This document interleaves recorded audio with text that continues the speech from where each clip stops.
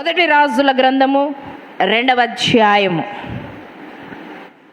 మొదటి రాజుల గ్రంథము 2వ అధ్యాయము 1, 2, 3 వచనాలను మనం చూసుకుందాం.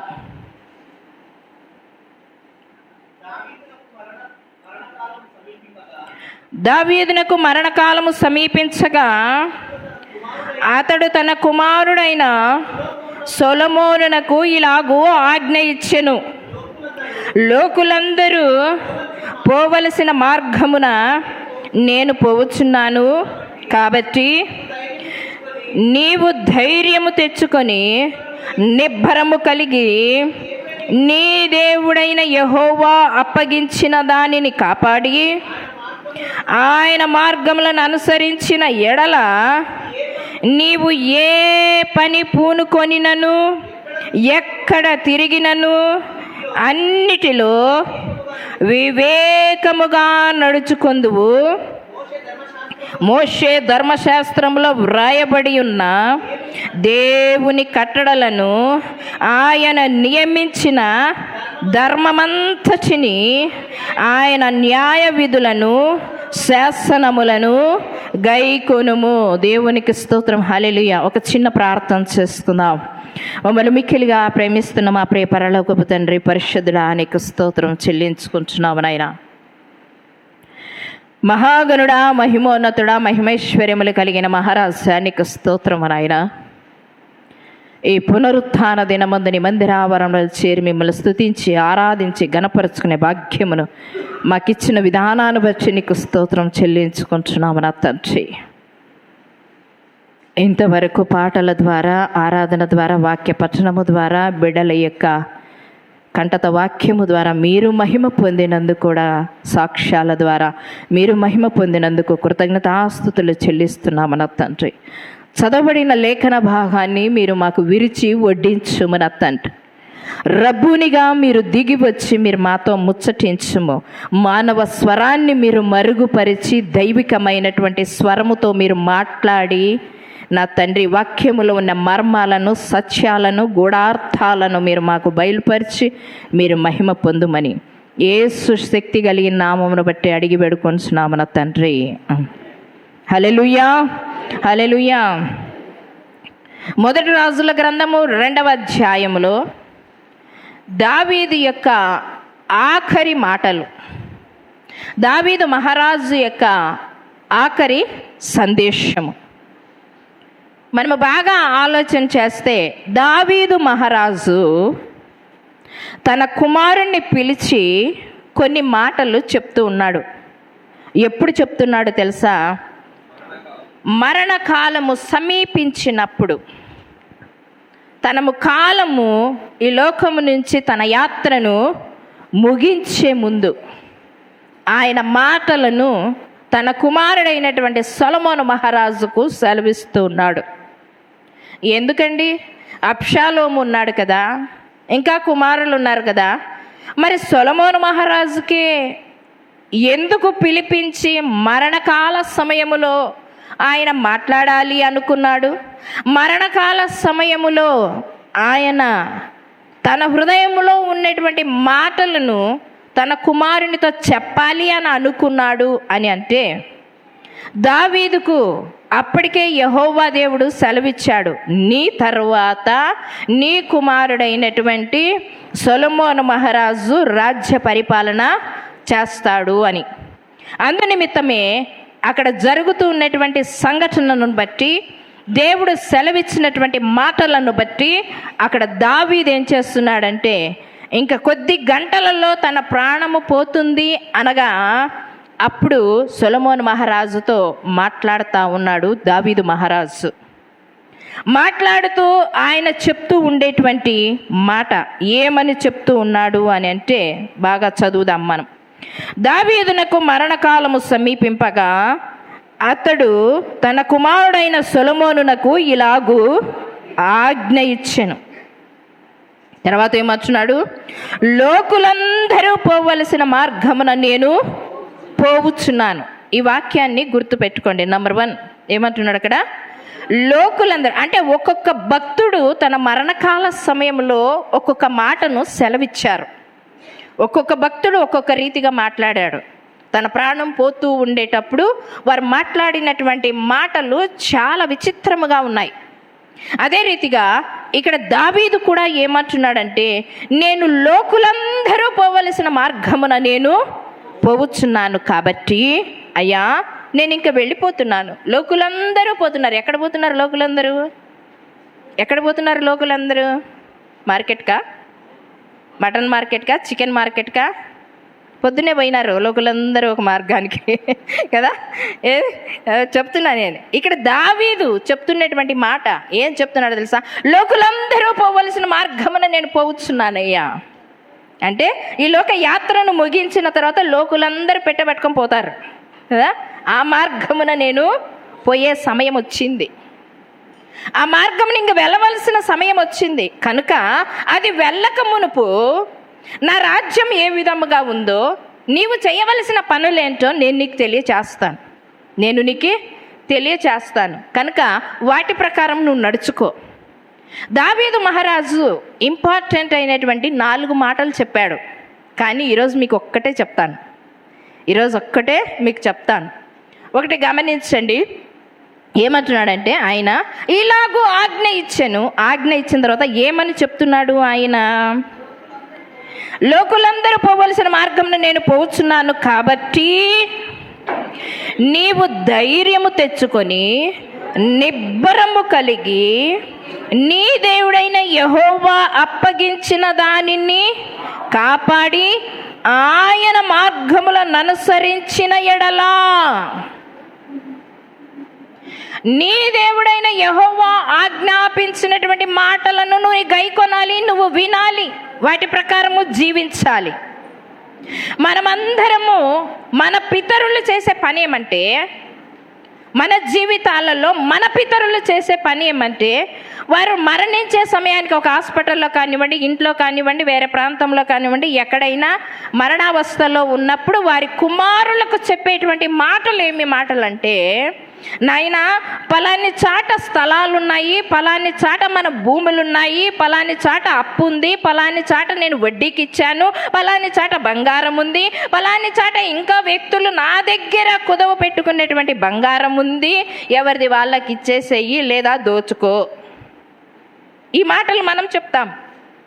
ఈ లోకపరంగా చెప్తూ ఉండేటువంటి మాటలు ఇవి కదా. చనిపోతూ నాయనా నేనంటే భక్తిగా జీవించలేదు, నేనంటే నీతిగా జీవించలేదు, నేనంటే వాక్యానుసారంగా బ్రతకలేదు, కనీసం మీ తరమైన దేవుని తట్టు తిరగండి, మీ తరమైన దేవుని వాక్యానుసారంగా నడవండి, నీతి యావత్తు ఏ విధముగా దేవుడు జరిగిస్తున్నాడో ఆ నీతి మార్గములో మీరు నడవడానికి ప్రయత్నం చేయండి అని ఎవరు కూడా చెప్పడం లేదు. కానీ దావీదు మహారాజు ఆయన చెప్తున్నటువంటి మాట, ఆయన ఏం చెప్తున్నాడంటే, ఆయన కూడా ఎన్ని రాజ్యాలను పోగు చేసుకున్నాడో, ఎంత ఆస్తిని కూడబెట్టుకున్నాడో, ఎంత బంగారాన్ని ఎత్తిపెట్టాడో, ఎంతమంది సైనికులను ఏర్పరచుకున్నాడో, ఎంత బలగం ఉందో, ఎన్ని ఏనుగులు ఉన్నాయో, ఎన్ని అశ్వాలు ఉన్నాయో, ఎన్ని గుర్రాలు ఉన్నాయో, ఎన్ని గాడిదలు ఉన్నాయో అని చెప్పలేదు లెక్కలు కదా, చెప్పలేదు. మన ఖజానాలో ఇంత బంగారం ఉంది, ఇంత వైడూర్యం ఉంది, ఇంత వజ్రాలు ఉన్నాయి అని చెప్పలేదు. ఏం చెప్తున్నాడు అని అంటే, ఆయన చెప్తూ ఉండేటువంటి మాట ఎందుకు చెప్తున్నాడు అంటే, దేవునితో తత్సంబంధాన్ని కలిగినటువంటి వ్యక్తి కనుక, దేవునితో ముఖాముఖిగా మాట్లాడుతూ ఉండేటువంటి వ్యక్తి కనుక, ప్రతి కార్యక్రమాన్ని ప్రతి విషయాన్ని కూడా దేవుణ్ణి అడిగి చేయడము ద్వారా, దేవుని దగ్గర మొరపెట్టి ఎక్కడ యుద్ధానికి పోవాలన్నా, ఎక్కడ కుమారునితో యుద్ధము చేయాలన్నా, అరణ్యపాలు కావాలన్నా, ఎక్కడ చేయాలన్నా కూడా దేవుని దగ్గర మొరపెట్టి అడిగి తెలుసుకొని పక్కన అడుగు వేయడము ద్వారా, ముందడుగు వేయడము ద్వారా తన జీవితంలో ఎన్నో మేళ్ళు చూశాడు, తన జీవితంలో ఎన్నో అద్భుతాలు చూశాడు, తన జీవితంలో ప్రతి యుద్ధానికి జయము కలిగింది. ఎక్కడికి పోయినా ఆయనకు జయజీతమే సంభవించింది. ఎందుకు సంభవించింది అని మనం ఆలోచన చేస్తే గనక, ఆయన దేవుని మీద ఆనుకొని జీవించాడు. ఎక్కడ కూడా తన జీవితంలో అపాయాలు వచ్చినా, కరువు వచ్చినా, తన జీవితంలో కష్టాలు వచ్చినా కూడా వెనుదిరగలేదు, కానీ దేవుని వైపే చూశాడు. అందు నిమిత్తమే తన కుమారునితో సెలవిస్తున్నాడు. ఏమని సెలవిస్తున్నాడో ఒక్కసారి చూద్దాం. ఏమంటున్నాడో తెలుసా? నీవు ధైర్యము తెచ్చుకొని నిబ్బరము కలిగి అని అంటున్నాడు. ఏం తెచ్చుకోమంటున్నాడు? ధైర్యము తెచ్చుకో. ఎందుకు ధైర్యం తెచ్చుకోమంటున్నాడు? ధైర్యము తెచ్చుకో అని అంటున్నాడు. ధైర్యము తెచ్చుకో అని అంటున్నాడు. గమనించండి, వాయిస్ లేదు. ధైర్యము తెచ్చుకో. ఎందుకు ధైర్యం? నిబ్బరముగా ఉండు. 2 మాటలు చెప్తున్నాడు అక్కడ. ఏమంటాడు? ధైర్యము తెచ్చుకో, నిబ్బరము కలిగి ఉన్నాడు. అంటే ధైర్యము తెచ్చుకో అంటే అప్పటికి సొలొమోన్ మహారాజు ఏ విధంగా ఉన్నట్టుగా? అధైర్యము కలిగి ఉన్నాడు. అంటే తండ్రి చెప్తున్నాడు కదా, లోకులందరూ పోవలసిన మార్గమున నేను పోవచ్చున్నాను అంటున్నాడు కదా. ఆ మాట అన్నప్పుడు ఏమనిపిస్తుంది ఇంకా కదా? తండ్రికి కుమారునికి ఏమనిపిస్తుంది? కుమార్తెలకు ఏమనిపిస్తుంది? కానీ అక్కడ చేరువుగా ఉన్నది ఎవరు? సొలొమోన్ మహారాజు. ఆ సొలొమోన్ మహారాజుకి ఏమనిపిస్తుంది? ఇప్పుడు అధైర్యముగా ఉన్నటువంటి వ్యక్తిని ధైర్యపరుస్తూ ఉన్నాడు. ఏ విధముగా ధైర్యపరుస్తున్నాడు? నువ్వు ధైర్యముగా ఉండు అని అంటున్నాడు. ఏ విషయంలో ధైర్యంగా ఉండాలి అని మనం అనుకుంటే కనుక, ఇక్కడ దావీదు సెలవిచ్చిన రీతిగా యాకోబు కూడా తన కుమారులకు సెలవిచ్చాడు. యాకోబు ఆదికాండం 49వ అధ్యాయం 1వ వచనం నుంచి 12వ వచనం వరకు, తర్వాత 49వ అధ్యాయం 29వ వచనం నుంచి 33వ వచనం వరకు చూసుకుందాం. ఆదికాండము 49వ అధ్యాయము, పేజ్ నెంబర్ చెప్పి చదవండి వాళ్ళకి. ఆదికాండము 49వ అధ్యాయము 49వ అధ్యాయము చూడండి ఏమన్నాడు? యాకోబు తన కుమారులను పిలిపించి ఇలాగ నేను, మీరు కూడి రండి. అమ్మ 29వ వచనం చూడమ్మా. తరువాత అతడు వారికి ఆజ్ఞాపించుచు ఇట్లా నేను ఏమంటున్నాడు ఇక్కడ? దావీదు ఏమన్నాడు? లోకులందరూ పోవలసిన మార్గమున నేను పోవచ్చునని దావీదు అంటున్నాడు. ఇక్కడ యాకోబు ఏమంటున్నాడు? నేను నా స్వజనుల యొద్దకు, అంటే నా పితరుల యొద్దకు నేను వెళుతున్నాను. నా పితరులు ఎక్కడున్నారు? సమాధిలో ఉన్నారు. నా పితరులు ఎక్కడున్నారు? సమాధిలో ఉన్నారు. నేను అక్కడికి పోతున్నాను. వాళ్ళు నా దగ్గరికి రారు, కానీ నేను అక్కడికి పోవాల్సిందే. వాళ్ళు నా దగ్గరికి రారు, నేనే అక్కడికి పోవలసింది. అందుకే యాకోబు అంటున్నాడు ఇక్కడ, తన 12 కుమారులను పిలిపించి తన మరణకాల సమయంలో ఆ 12 కుమారులని ఆశీర్వదించి ఒక్కొక్క పేరు చొప్పున నువ్వు ఈ విధంగా బ్రతుకుతావు, నువ్వు ఈ విధంగా బ్రతుకుతావు, నువ్వు ఈ విధంగా బ్రతుకుతావు అని యాకోబు ఏం చేశాడు తెలుసా? వారి తలల మీద చేతులుంచి ఆశీర్వదించాడు. ఆశీర్వదించి లాస్ట్గా అంటున్నాడు, లోకులందరూ పోవలసిన మార్గమున నేను పోతున్నానయ్యా. లోకులందరూ పోవలసినటువంటి మార్గంలో నేను పోతున్నాను. మీరు గ్రహించండి, నేను ప్రార్థనా జీవితాన్ని ఏ విధంగా కలిగి ఉన్నాను, దేవుని యందలి భయభక్తులు కలిగి ఏ విధంగా జీవించాను, ఈ కుటుంబాలన్నీ నేను ఏ విధంగా పోషించాను, పోషించడానికి కావలసిన జ్ఞానం నాకు ఎవరిచ్చారో, ఈ కుటుంబాన్ని నడిపింపు తత్వాన్ని నడిపించుకోవడానికి ఎవరికి కూడా గొడవలు లేకుండా, ఏ కుటుంబంలో కూడా మీ భార్యలకి నా భార్యలకి గొడవలు లేకుండా నేను ఏ విధంగా సంసారాన్ని నడిపించానో, నడిపించడానికి గల కారణము కూడా దేవుని మీద నేను ఆధారపడము ద్వారా, దేవుడు తగిన జ్ఞానాన్ని నాకు ఇవ్వడము ద్వారా. ఆ జ్ఞానము దేవుణ్ణి అడగాలి. చాలాసార్లు నేను ప్రతి సమయంలో నేను చేస్తుండేటువంటి పని నేను చెప్తాను, కానీ దానికి నేను గర్విస్తాను కూడా. కొన్ని విషయాలలో ఏం చేస్తాను తెలుసా? నా కుటుంబంలో ఏదైనా ఒక ఫంక్షన్ చేయాలన్నా, నా కుటుంబంలో ఏదైనా ఒక కార్యక్రమం చేయాలన్నా, నా దగ్గర ఉన్న కొద్ది పైసలతో నా దగ్గర 10,000 ఉన్నాయా, 15,000 ఉన్నాయా, లేకపోతే 5,000 ఉన్నాయా? ఫంక్షను లక్షల కొద్దీ కావాలి, నా చేతిలో ఉన్నది 5,000 కానీ 10,000 కానీ. ఆ 5,000 10,000 పట్టుకొని ఒక మాసం అంతా గోజాడుతాను దేవుని దగ్గర. కనీసం అంటే ఒక 15 రోజులన్నా దేవుని దగ్గర గోజాడుతాను. అయ్యా, నా దగ్గర ఇంతే ఉంది, నా దగ్గర ఇంతే ఉంది, కానీ కార్యక్రమానికి కావాల్సింది అంతా, కార్యక్రమానికి కావాల్సింది అంతా. నేను ఎవరి చేయి చాచి నేనైతే అడగను, భర్తను అడగను, కుమారుణ్ణి అడగను. కానీ నువ్వు కార్యం చేయాలి, కానీ నువ్వు కార్యం చేయాలి. ఇంతే ఉంది నా చేతిలో, ఇంతే ఉంది నా చేతిలో, ఇంతే ఉంది నా చేతిలో అని అడుగుతాను. ఆ రోజుటికి ధారాళంగా నా నిధిని నింపుతాడు దేవుడు. దేవునికి స్తోత్రం. హల్లెలూయా. నేను అడగకపోయినా దైవజనుడు నాకు తెచ్చిస్తాడు, నేను అడగకపోయినా నా కుమారుడు నాకు తెచ్చిస్తాడు, నేను అడగకపోయినా నా మర్ది తీసుకొని వచ్చి నాకు ఇస్తాడు. ఈ విధంగా జరిగాయి కార్యక్రమాలన్నీ. ఎందు నిమిత్తం? నేను ఎవరికి మొరపెట్టాను? దేవునికి మొరపెట్టాను. నేను ఎవరిని అడిగాను? దేవుణ్ణి అడిగాను. ప్రభువా నాకి సహాయం. నిజమే, మనకొచ్చిన దాంట్లో కొద్దిగా అయినా కానీ, మనకొచ్చినటువంటి కొద్దిగా పంట అయినా, మనకొచ్చిన కొద్దిగా జీతమైనా, మనకొచ్చిన కష్టార్జితము మన కూలి కొద్దిగా అయినా, ప్రభువా ఇదే ఉంది నాలో, కానీ ఈ నెలంతా నా కుటుంబాన్ని పోషించుకోవాలి, ఈ నెలంతా నా కుటుంబాన్ని పోషించుకోవాలి. ఇది పోషించుకోవాలి అంటే తగినటువంటి ఖర్చులు, తగినటువంటి వ్యవహారము, తగినటువంటి ఏ విధంగా నడిపించాలో, దీన్ని ఏ విధంగా సర్దాలో, అందరినీ ఏ విధంగా తృప్తిపరచాలో. అందుకే సామెతల గ్రంథంలో ఒక మాట అంటాడు, జ్ఞానవంతురాలు తన ఇల్లు కట్టుకొనును. జ్ఞానవంతురాలు తన ఇల్లు ఎందుకు కట్టుకుంటుంది తెలిసిన?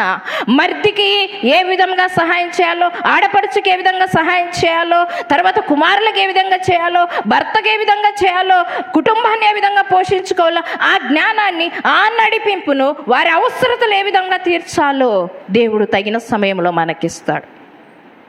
కనుక వీటి ప్రకారము జీవించడానికి ప్రయత్నం చేసినటువంటి యాకోబు కూడా తన కుమారులకు సెలవిస్తున్నాడు, లోకులందరూ పోవలసిన మార్గమున నేను పోవచ్చున్నాను, కానీ మీరు దేవునికి విరోధంగా నడుచుకోవద్దండి, దేవునికి విరోధంగా నడుచుకోవద్దండి. అక్కడ సెలవిస్తున్నటువంటి మాట మనం వాక్యంలో చూసినట్లయితే కనుక చూడండి ఏమంటున్నాడు, నేను నా స్వజనుల యొద్దకు చేర్చబడుచున్నాను.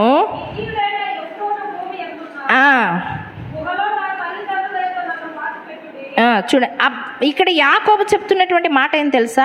వారిని అందరినీ దీవించిన తర్వాత ఆయన చెప్తున్నటువంటి మాట ఏమని చెప్తున్నారు తెలుసా?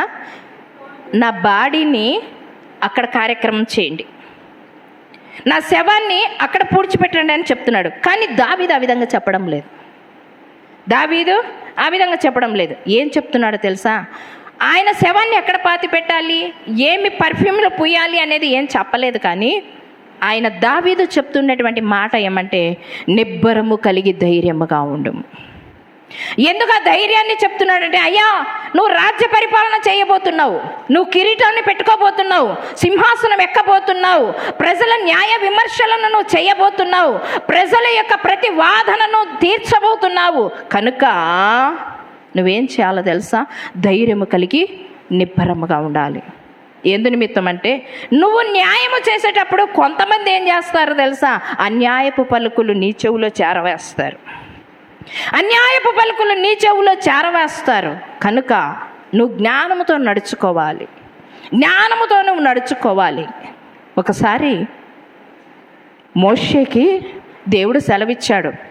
ఏమని సెలవిచ్చాడు అని మనం అనుకుంటే కనుక, అక్కడ వేగులు వారిని పిలిపించి ఒక మాట అంటున్నాడు, అయ్యా కానాను ప్రాంతాన్ని చూడడానికి ఇశ్రాయేలు ప్రజలలో నుంచి 12 గోత్రాల నుంచి ప్రథముడైనటువంటి వాడిని ఏం చేయాలంట? ఎన్నుకొని 12 మందిని ఎన్నుకొని నువ్వేం చేయాలో తెలుసా? కానాను ప్రాంతం ఏ రీతిగా ఉందో చూసి రమ్మనడానికి ఏం చేశాడంట? పంపిస్తా ఉన్నాడు. ఒక్కొక్క గోత్రంలో నుంచి ఒక్కొక్కరిని, అంటే ప్రధానుడైనటువంటి వాణ్ణి ఎందుకు ఎన్నుకున్నాడు? జ్యేష్ఠుడిని ఎన్నుకున్నాడా? కనిష్ఠుడిని ఎన్నుకున్నాడా?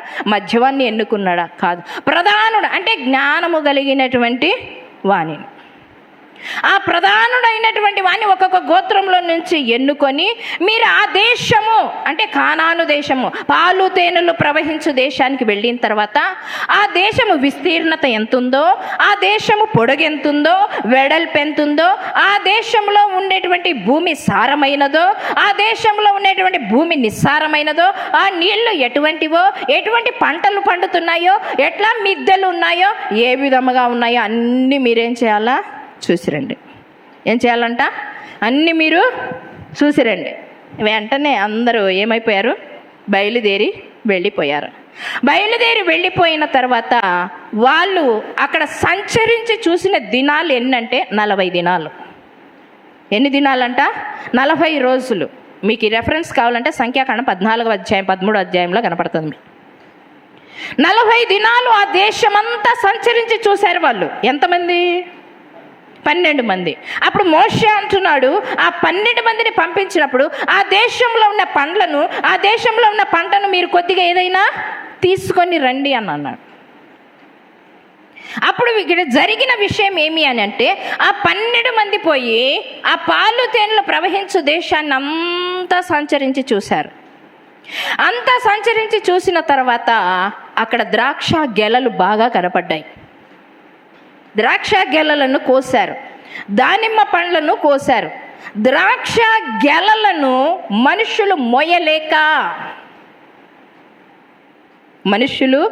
మోయలేక ఒక దండెను కట్టుకొని ఇక్కడ ఒక మనిషి, ఇక్కడ ఒక మనిషి ఉండి మధ్యలో ఏముండిందంట?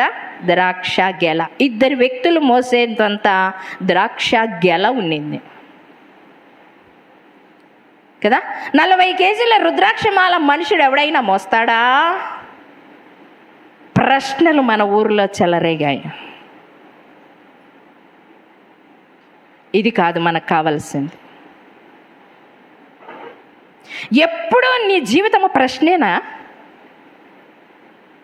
జవాబు ఉండదా నీ జీవితంలో? జవాబు ఉండదా? ఎప్పుడు ప్రశ్నేనా? నువ్వు ప్రశ్నగా మిగులుతావు. జాగ్రత్త సుమి, జాగ్రత్త. బాగా గమనించండి. ఇక్కడ వారు ఏం చేస్తున్నారు తెలుసా? ద్రాక్ష గెలలను కోసారు, దానిమ్మ పండ్లను కోసారు. వచ్చారు, మరలా ఎక్కడికి వచ్చారు? మోషే దగ్గరికి వచ్చారు. 40 రోజులు సంచరించి చూశారు. 40 రోజులు అంతా ప్రాకి చూశారు. చూసిన తర్వాత అక్కడ జరుగుతున్నటువంటి సంఘటన, వారు ఏ విధముగా ఉన్నారు, ఆ ప్రాంతం ఏ విధంగా ఉంది, అక్కడ మిద్దెలు ఏ విధంగా ఉన్నాయి, పంటలు ఏం పండుతాయి, ఆ భూమి నిస్సారమైనదా సారమైనదా అని తెలుసుకున్న వారు మోషే దగ్గరికి వచ్చారు. మోషే దగ్గరికి వచ్చిన తర్వాత అక్కడ వాళ్ళు చెప్తున్నటువంటి సమాచారం ఏమని చెప్తున్నారంటే, అయ్యా ఆ ప్రాంతంలో అనాకీలు ఉన్నారు, ఆ ప్రాంతంలో నెఫీలీలు ఉన్నారు. అనాకీలు అంటే ఎత్తైనటువంటి వారు ఉన్నారు, నెఫీలీలు అంటే బలత్కారులు ఉన్నారు. ఆ ప్రాంతంలో చూస్తే కనుక మనము జయించలేము, ఆ ప్రాంతాన్ని మనము జయించలేము. వాళ్ళు బలమైన శూరులుగా ఉన్నారు కనుక మనము జయించలేము అని అన్నప్పుడు, అప్పుడు మోషే సర్వ సమాజం అంతా ఎక్కడికి పోయారంట? దేవుని సన్నిధానం దగ్గరికి వెళ్ళారు. దేవుని సన్నిధానం దగ్గరికి వెళ్ళి మొరపెడుతున్నారు, ప్రార్థిస్తున్నారు. దేవునికి తన విషయాలను, వారి బాధను, వారి కన్నీటిని, వారు వార్తను తీసుకొని వచ్చినటువంటి ఆ వార్తను దేవుని సన్నిధానంలో విలపిస్తూ ప్రార్థన చేస్తున్నారు. ఆ ప్రార్థన చేస్తూ ఉండేటప్పుడు వారి మధ్యలో ఈ 12 మంది పోయారు కదండి, ఈ 12 మధ్యలో 2 వ్యక్తులు లేచి బట్టలు చించుకొని ఎక్కడ ఏమనరా? బైబిల్ చదివే వాళ్ళు ఉన్నారు కదా. అక్కడ మొరపెడుతున్నటువంటి వారి మధ్యలో బట్టలు చించుకొని కదా. ఎవరెవరంట? యెహోషువ, కాలేబు. యెహోషువ, కాలేబు 12 గోత్రాలలో వీరిద్దరు ఏం చెప్తున్నారంటే, మోషే మనం ఆ దేశానికి వెళ్తాం, అక్కడ మంచి ప్రదేశమే, మంచి ప్రాంతమే, మంచి పంటలే పండుతున్నాయి, మంచిగానే ఉంది, అక్కడ చెడుగా ఏది లేదు. చెడు వార్త తీసుకొని వచ్చిండేది ఎంతమంది? 10 మంది. చెడు వార్త తీసుకొని వచ్చిండేది 10 మంది. మంచి వార్త తీసుకొని వచ్చిండేది 2. ఇద్దరి మాటలను విన్నటువంటి వారు ఎవ్వరు కూడా మంచి మాటలు ఆలకించలేదు. కానీ చెడు మాటలు 10 మంది చెప్పినటువంటి మాటలు విన్నటువంటి వారు లక్షల మంది అధైర్యపడారంట. ఎంతమంది అంట? 10 మంది చెప్పినటువంటి మాటలు విన్నటువంటి వారు 10 మంది తీసుకొని వచ్చిన వార్త ఏమి? చెడు వార్త, మంచి వార్త కాదు అది.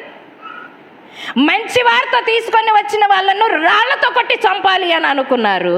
చెడు వార్తను తీసుకొని వచ్చినటువంటి వారు ఇశ్రాయేల్ ప్రజలలో లక్షల మంది అధైర్యపడ్డారంట. చెడు వార్త ఎంత దారికి తీస్తుందో ఒక్కసారి ఆలోచన చేయండి. లక్షల మందికి అధైర్యం వచ్చింది. ఆ ధైర్యం వచ్చినప్పుడు అప్పుడు అంటున్నారు, యెహోషువ కాలేబులు అంటున్నారు, అయ్యా మనం వాటిని జయిస్తాం, పాలు తేనెల ప్రదేశానికి మనం వెళ్తాం అయ్యా, మనం వెళ్తాం, దేవుడు మనకిస్తాడు, దేవుడు మనకి ఇస్తాడు, మీరు అధైర్యపడొద్దండి. అందుకే ఇక్కడ సొలొమోను మహారాజుకి దావీదు అంటున్నాడు, ఏమంటాడు తెలుసా? ధైర్యముగా ఉండు. చెడు వార్తను తీసుకొని వచ్చే వాళ్ళు ఉంటారు, మంచి వార్తను తీసుకొని వచ్చే వాళ్ళు ఉంటారు. చెడుని తొలగించు, మంచిని స్వీకరించు. చెడుని తొలగించు, మంచిని నువ్వేం చేయాలి? స్వీకరించు. నీలో ఆ చెడుగుందా? తొలగించు. సమాజంలో ఆ చెడుగుందా? తొలగించడానికి ప్రయత్నం చేయి. కానీ ఆ చెడులో నువ్వు పోవద్దు, ఆ చెడులో నువ్వు ఏకీభవించొద్దు. అవునా కదా? పోదామా చెడులకే? యెహోషువ కాలేబుల దగ్గరికి పోదామా? ఎక్కడికి పోదాం? సొలొమోను మహారాజుకు దావీదు అదే అంటున్నాడు, యెహోషువ కాలేబుల దగ్గరికి పోయాను, వారు నడుచుకున్నట్టుగా నడుచుకో. వారి విశ్వాసం ఏ విధంగా ఉంది, వారి ధైర్యం ఏ విధంగా ఉంది, వారి ప్రార్థన జీవితం ఏ విధముగా ఉంది, నువ్వు గమనించి ధైర్యము కలిగి నిబ్బరముగా ఉండు. తర్వాత ఏమంటున్నాడు ఒకసారి చూసుకుందాం. నీ దేవుడైన యెహోవా నీకు అప్పగించిన దానిని ఏం చేయాలంట? దేవుడు మనకి కొన్ని అప్పగిస్తాడు. మత్తయి రాసిన సువార్త 25వ అధ్యాయంలో తలాంతుల్ని ఇచ్చాడు దేవుడు. ఎవరికి ఇచ్చాడు తలాంతుల్ని? అందరికి. 14వ వచనం నుంచి 23వ వచనం వరకు చూసుకుంటే మత్తయి రాసిన సువార్తలో ఒకడికి 1 తలాంతు, ఇంకొకరికి 5 తలాంతులు, ఇంకొకరికి 10 తలాంతులు అప్పగించాడు. పనిని సంఘములో అప్పగిస్తాడు, సమాజంలో దేవుడు అప్పగిస్తాడు. అప్పగించిన దానిలో నీతిగా నువ్వు చేస్తున్నావా? అప్పగించిన దానిలో నీతిగా చేసినట్లయితే ఆశీర్వాదం ఉంది. అప్పగించిన దానిలో నువ్వు అవినీతిగా చేసినట్లయితే నీకు నరకం సిద్ధంగా ఉంది కదా. మార్కు రాసిన సువార్త 13వ అధ్యాయము 34వ వచనాన్ని ఒకసారి చూసుకుందాం. మార్కు రాసిన సువార్త 13వ అధ్యాయము 34వ వచనాన్ని. ఒక మనుష్యుడు తన దాసులకు అధికారం ఇచ్చి ప్రతివానికి ఏమంట? ప్రతివానికి అధికారాన్ని ఇస్తున్నాడు. ఆయన ఈ లోకానికి వచ్చినప్పుడు ఈ లోకంలో మనకందరికీ ఒక్కొక్క పనిని అప్పగిస్తున్నాడు.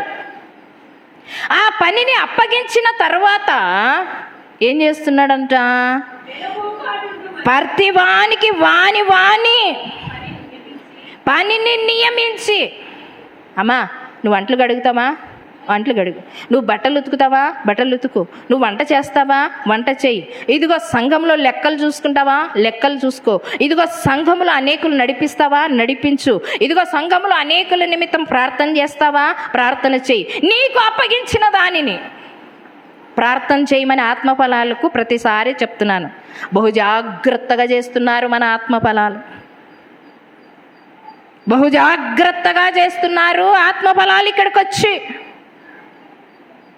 బహు వినయముగా చేస్తున్నారు ఆత్మఫలాలు ఇక్కడికి వచ్చి. దేవుని దృష్టికి ప్రతిరోజు ఇక్కడ ఆత్మఫలాలు కనబడుతున్నారు. దేవుని దృష్టికి సంఘము కొరకు, సంఘంలో ఉన్న కుటుంబాల కొరకు, సమాజము కొరకు విలపిస్తూ ఉన్నారు. చెవులు గలవాడు వినును గాక. నీకు అప్పగించిన పనిని నువ్వు నమ్మకముగా ఉన్నావా? నీవు అప్పగించిన పని నువ్వు స్వీకరించావా? నీవు అప్పగించినటువంటి పని వాని స్తోమతను బట్టి, వాని శక్తిని బట్టి, వాని బలాన్ని బట్టి, వాని జ్ఞానాన్ని బట్టి దేవుడు ఎవరికి తగిన రీతిగా వారికి పనిని అప్పగించాడు. ఆ పనిలో నువ్వు నమ్మకముగా ఉన్నావా? ఆ పని యథార్థముగా చేస్తున్నావా? ఆ పని నీతిగా చేస్తున్నావా? ఆ పని భయముతో, భక్తితో చేస్తున్నావా? దేవుడు చూస్తున్నాడని చేస్తున్నావా? మనుషులు చూస్తున్నారని చేస్తున్నావా? ప్రశ్నించుకో. ఈ ఉదయకాల సమయమందు నిన్ను నీవు ఆత్మ పర్యవేక్షణ చేసుకో. ప్రతిరోజు అడుగుతాను, ఈరోజు ఆత్మ ఫలాలు ఎంతమంది ప్రార్థన చేశారు అని. అప్పుడప్పుడు అడుగుతాను, ప్రార్థనకు వచ్చారా? ప్రార్థన జరుగుతుందా? ఆత్మ ఫలాలు వచ్చి ప్రార్థన చేశారా అని నాకు జవాబు ఇక్కడి నుంచి వస్తుంది. ఎందు నిమిత్తం అంటే నేను చూడవలసిన బాధ్యత నాది, ఆ బాధ్యతను నిర్వర్తించవలసిన దాన్ని కూడా నేనే. ఒక్కసారి జ్ఞాపకం చేసుకొని మనం చేస్తున్నామా? దేవుడు అంటున్నాడు, ప్రతి వానికి ఆయన దేశాంతరం పోతూ ఇస్తూ ఉన్నాడు కదా. ఇస్తూ ఉండేటప్పుడు వాని పనిని ఏం చేస్తున్నట్ట? చదవమ్మా అంటున్నాడు. వాని పనిని నియమించి మెలకువగా ఉండమని ఎవరికి ఆజ్ఞాపించాడంట? అంటే సంఘ కాపరికి అప్పగించి ఇల్లు విడిచి దేశాంతరము పోయి ఆ కాలము నుండు నువ్వు అని చూడు. తర్వాత ఏమంటాడు తెలుసా? మరలా వస్తాడు. ఇచ్చిపోయినటువంటి ఆయన మరలా వస్తాడు, మరలా అడుగుతాడు, మరలా లెక్క చూస్తాడు. నీకు అప్పగించిన పని నువ్వు కరెక్ట్గా చేసావా లేదా? నీకు ఇచ్చిన బాధ్యతను సరిగా నిర్వర్తించావా లేదా? ఎక్కడైనా నొక్కేసావా? అవునా? ఎక్కడైనా నొక్కేసావా? వీటినన్నిటినీ దేవుడు చూస్తాడు. కనుక సొలొమోను మహారాజుతో అంటున్నాడు, దేవుడు నీకు అప్పగించినటువంటి పనిని, దేవుడు నీకిచ్చినటువంటి దానిని అన్యాయంగా ఎప్పుడు నువ్వు చేయొద్దు. సొలొమోను మహారాజు దగ్గరికి వెళ్దాం, మళ్ళా దావీదు మహారాజు దగ్గరికి వెళ్దామన్నా, నీ దేవుడైన యెహోవా అప్పగించిన దానిని కాపాడుతున్నావా? దుర్వినియోగం చేస్తున్నావా?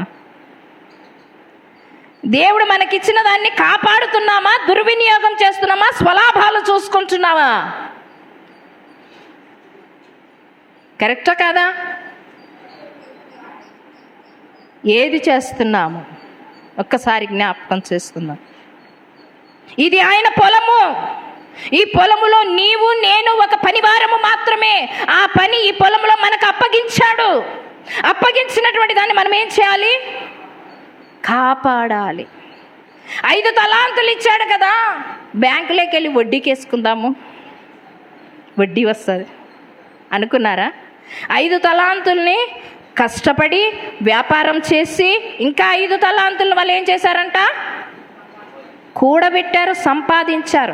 సంపాదించినటువంటి దాన్ని కొడుకులకు పెట్టుకోలేదు, సంపాదించిన దాన్ని భార్యకు పెట్టలేదు, సంపాదించిన దానికి భార్యకు నెక్లెస్ దిగేయలేదు. వాళ్ళు ఏం చేశారు? దేవుడు వారికి అప్పగించిన 5 తలాంతులను తీసుకొని మరి 5 తలాంతులు చేసి ఆయన వచ్చినప్పుడు ఈ 10 తలాంతులు చూపించాలని ఆ 10 తలాంతులు పక్కన పెట్టేసి వారి పని వారు చేసుకుంటున్నారంట. ఆ దేవునికి స్తోత్రం. హల్లెలూయా. చప్పట్లు కొట్టాలని కూడా అనిపించడం లేదా మీకు? హల్లెలూయా అని చెప్పడం కూడా లేదు. మీలో పరిశుద్ధాత్మ శక్తి కనబడడం లేదు. నిజమా? నిజమే కదా? ఇదే వర్తమానము ఇంకొక చోట చెప్తే హల్లెలూయా అని గట్టి కేకలు వేస్తారు. ఇదే వర్తమానం ఇంకో చోట చెప్తే ఆమేన్ అంటారు. మీకెందుకు చలనం రావడం లేదు? చలనంతో కూర్చున్నారా? మృతంతో కూర్చున్నారా? ఎట్లా కూర్చున్నారు మీరు? బ్రతికి ఉన్నానన్న మాటనే కానీ నేను మృతుడనే. అవునా? బ్రతికి ఉన్నానని, ఇక్కడ ఉన్నామనే మాటనే కానీ నీ తలంపులు, నీ ఆలోచనలు పరివిధాలుగా ఉన్నాయి. అందుకే సొలొమోను మహారాజుతో దావీదు మహారాజు అంటున్నాడు, యెహోవా నీకు అప్పగించిన పనిని జాగ్రత్తగా చేయి అంటున్నాడు. తర్వాత అంటున్నాడు, ఆయన మార్గములను అనుసరించి నడిచిన ఎడల ఏమంటండి, నీవు ఏ పని పూనుకొని నన్ను, నీకు అసాధ్యమైన పని, సాధ్యమైన పని, కష్టమైన పని ఏదైనా కానీ ఆయన మార్గమును అనుసరించి నడిచిన ఎడలా. ఆయన మార్గం అంటే వాక్యమే, ధర్మశాస్త్రమే కదా. ఆయన వాక్యమును నీవు చదివి దాని ప్రకారము జీవించినట్లయితే, ఈనాడు ప్రతి రాజకీయవేత్త కానివ్వండి, ప్రతి మిషనరీస్ కానివ్వండి, ప్రతి క్వీన్ కానివ్వండి, కింగ్ కానివ్వండి, వాళ్ళు ఏం చెప్తారో తెలుసా?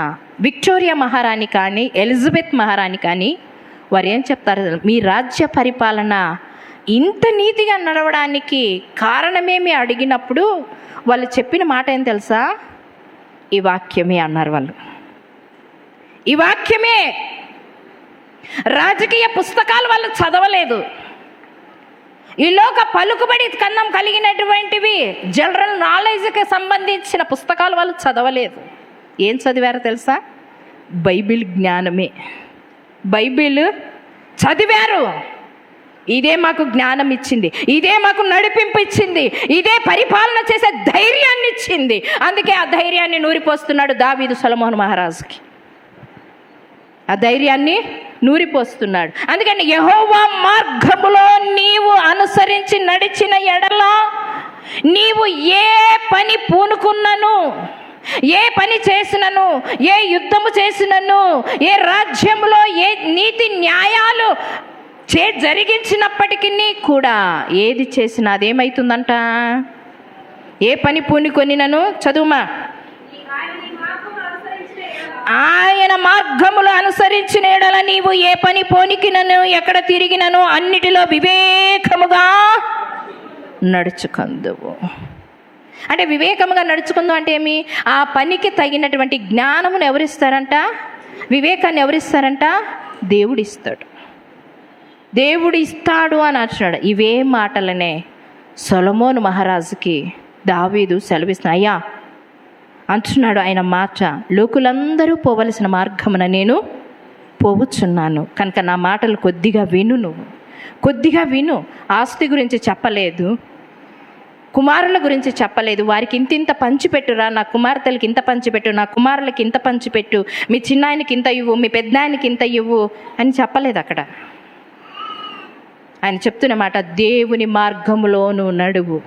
నీ పరిపాలన యుద్ధములు రాకుండా కాపాడుతాయి. నీ పరిపాలన రక్తపాతం జరగకుండా ఉంటుంది. నీ పరిపాలన శాంతి సమాధానముతో ఉంటుంది. నీ పరిపాలన ప్రజలందరూ సంతోషంగా ఉంటారు. వారందరూ బాగుండాలంటే ఆయన మార్గంలో నీవు అనుసరించి నడుచు.